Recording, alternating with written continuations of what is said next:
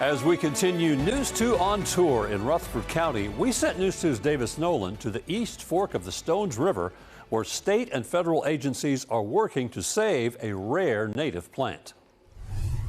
This is the Walter Hill Floodplain Natural State Area. It's right on the East Fork of the Stones River, which is just on the other side of that tree line you see there. And every year, the East Fork floods into this field. Now, right now, the field is covered with a harvested corn crop. But come this March, much of this field will have a little white flower from a plant that's found on the earth only right here along the Stones River. It's called the Stones River bladderpod.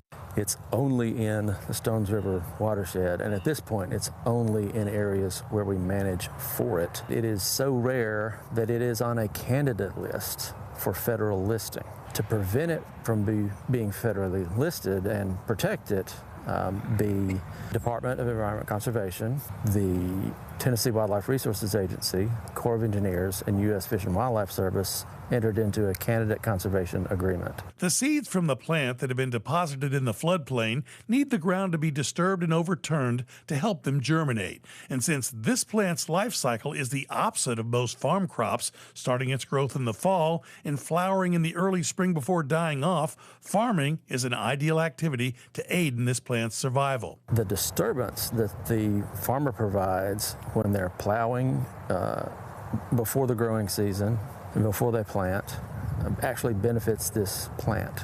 So they have an agreement with a local farmer who grows a corn crop here, and so far, this means of conserving the Stones River bladderpod has been a success. This particular winter, Mr. Crabtree says he's not found as many plants growing as in years past, but he's seen years when there were fewer plants followed by other years when they were abundant. So for now, the Stones River bladderpod remains off of the federal list for needing protection, thanks to the plan that's been put into place locally. Reporting from the East Fork of the Stones River in Rutherford County, I'm Davis Nolan, News 2.